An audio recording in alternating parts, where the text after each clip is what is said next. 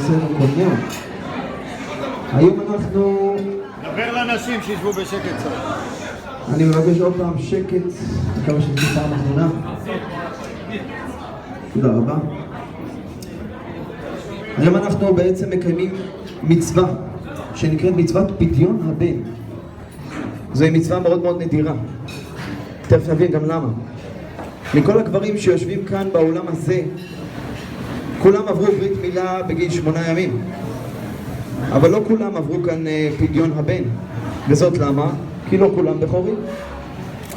מהו בעצם פטר רחם? מהו בעצם הילד שחייב בפדיון? פטר רחם זה בעצם ילד שנולד לאמו הישראלית, שהיא לא בת כהן או בת לוי. ואותו ילד בעצם הוא בכור מקודש. וידבר השם אל משה לאמור, קדש לי כל בכור, פטר כל רחם לבני ישראל, באדם ובבהמה לי הוא. הבכורות מקודשים לקדוש ברוך הוא. והקדוש ברוך הוא ציווה ברגע שחטאו לעגל, שהכהנים והלוויים ישרתו במשכן ואחר כך בבית המקדש. אבל מכיוון שהמצווה ניתנה עוד לפני, יש לפדות את הבכורות, שהרי דינם כשל כהן עד גיל 30 יום, והם מקודשים להשם. הפטר רחם הוא הפטר של האמא, זאת אומרת שהאמא ילדה אותו שלא בניתוח קיסרי, או לחלופין שלא נפל תינוק לפניו. יש עניין הלכתי, אם נפל לפני 40 יום ואז לא נקרא בריאה, ולכן כן אפשר לקיים.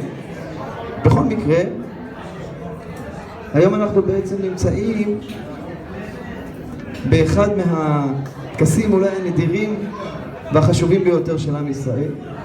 יש שכר נאה מאוד בצידה, ואת זה עוד מעט נרחיב. אני רוצה להתחיל. למה בעצם עושים את הפדיון?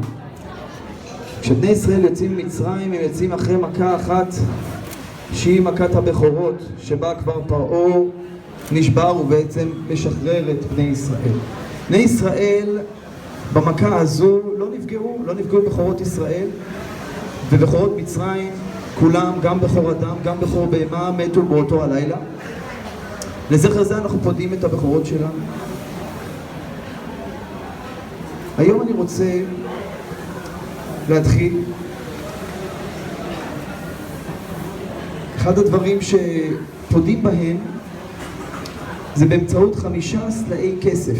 סלע, 20 גרה הוא. מה זה אותו סלע כסף? זהו מטבע שהערך שלו, שמו סלע, הוא כסף טהור. והקדוש ברוך הוא ציווה אותנו בתורה הקדושה לפדות ב5 כאלה. מה בעצם האב צריך לעשות כדי לפנות את בנו? הוא מגיש לכהן 5 מטבעות כסף טהור, ובעצם בכך הוא פודה את הילד מאת הקדוש ברוך הוא, כי הכהן הוא בעצם נציגו של הקדוש ברוך הוא. אז כדי שנוכל לעשות זאת, עליי לברר כמה דברים. האב קח את הספר. האב היקר אדיר. אתה יודע, עוד דבר מעניין, שהילד הזה בעצם יוצר מכם דבר חדש. לפני זה אתה היית אדיר ואתה היית דניאלה, ועכשיו אתה נקרא אבא של ישראל מאיר, ואת נקראת אמא של ישראל מאיר. על כן יעזוב איש את אביו ואת אמו ודבק באשתו והיו לבשר אחד. והנה, זה בעצם התוצאה. אגב, אב בגימטריה, א' זה 1, ב' זה 2, אנחנו מקבלים 3. אמא, אם בגימטריה, זה 1, מ' סופית, 40. 41 ועוד 3, 44. ילד בגימטריה, י' זה 10, למד 30, ד' זה 4. י' ועוד למד 40 ועוד ד' 4. אב ואם יוצא בגימטריה ילד 44.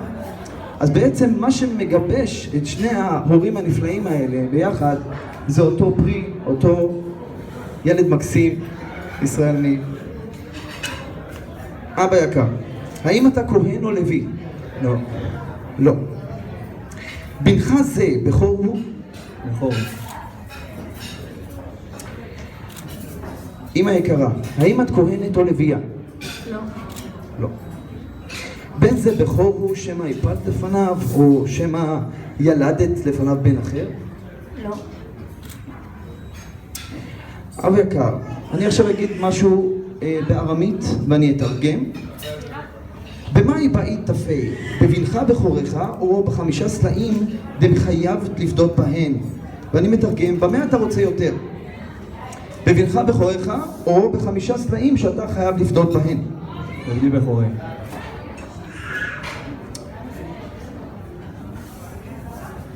אוקיי, תגיש לי אותו בבקשה.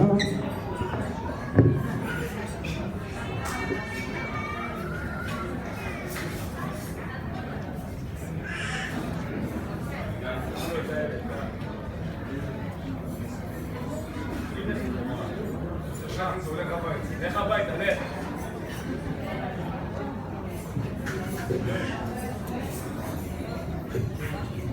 נשמעו כאן קריאות מהיציע ללכת הביתה, לקחת אותו. נכון, הילד הזה עכשיו הוא ברשותי, הוא שלי. אני יכול לקחת אותו וללכת.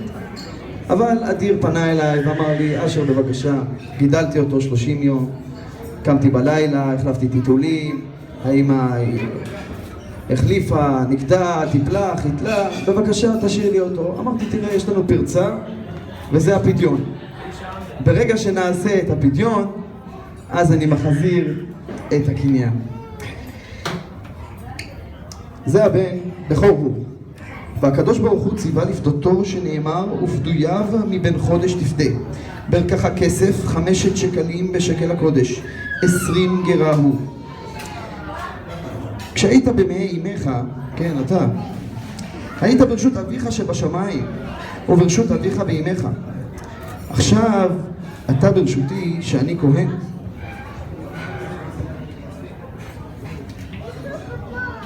ואביך ואמך מבקשים לפדותך שאתה בכור מקודש, שכן כתוב, וידבר אדוני אל משה לאמור, קדש לי כל בכור, פטר כל רחם בבני ישראל, באדם ובבהמה לי הוא. אב יקר, האם יש את המעות בידיך 5 צלי הכסף? תוציא אותם בבקשה.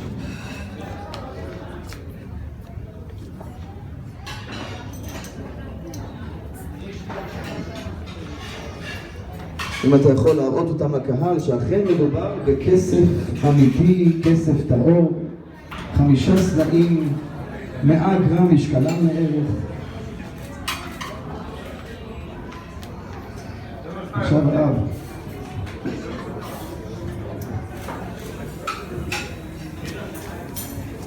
אני רוצה לבדותו שכך כתוב בתורה. לפדות יתד גבור האדם הכתוב, תפדה מבין חודש תפדה, ונקחת כסף 5 שקלים בשקל הקודש, 20 גרה הוא.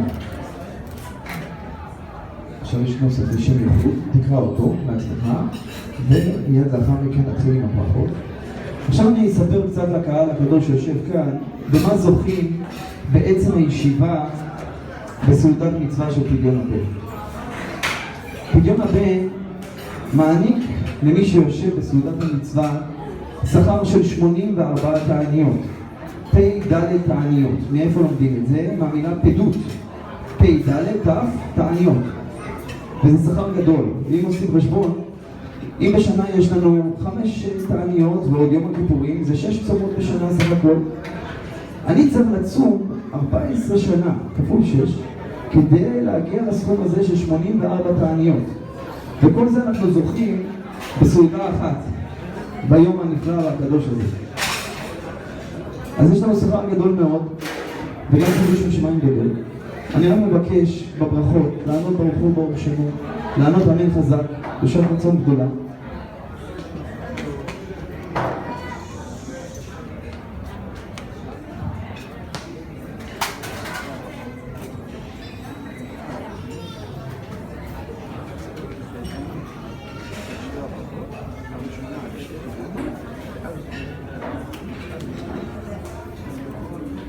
ברוך אתה אדוני אלוהינו מלך העולם אשר קידשנו וציוונו על פדיון הבן. ברוך אתה אדוני אלוהינו מלך העולם שהחיינו וקיימנו והגיענו לזמן הזה. זה פדיון בני בכורי. זה לא מספיק 2.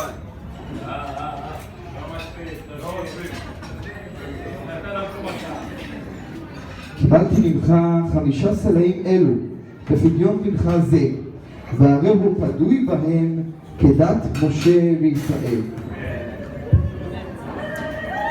זה תחת זה, זה תמורת זה, זה חילוף זה, זה מחולל על זה, זה הכסף אצל הכהן, והבן הזה ייכנס לתורה ולחופה ולמצוות ולמעשים טובים. וידבר אדוני אל משה לאמור, דבר אל אהרון ובניו לאמור, כה תברכו את בני ישראל אמור להם, יברכך אדוני וישמרך, יאר אדוני פניו אליך וחונקה, יישא אדוני פניו אליך וישם לך שלום, ושמו את שמי על בני ישראל ואני אברכם. יהי רצון מלפניך אדוני אלוהינו ולאבותינו, כשם שזכה הבן הזה לפדיון. כך אזכה לתורה ולחופה ולמצוות ולמעשים טובים ולפני חיי וזוני רווחה, ויקוים בו מקרא שכתוב, כי בי ירבו ימיך ויוסיפו לך שנות חיים, כי יאורך ימים ושנות חיים, ושלום יוסיפו לך, כן יהי רצון.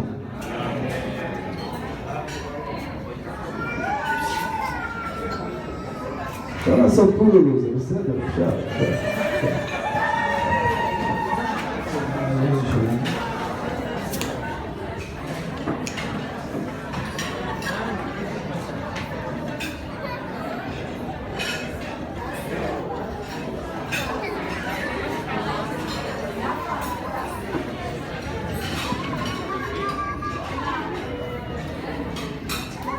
סברי לרנן, ברוך אתה אדוני אלוהינו מלך העולם בורא פרי הגפן.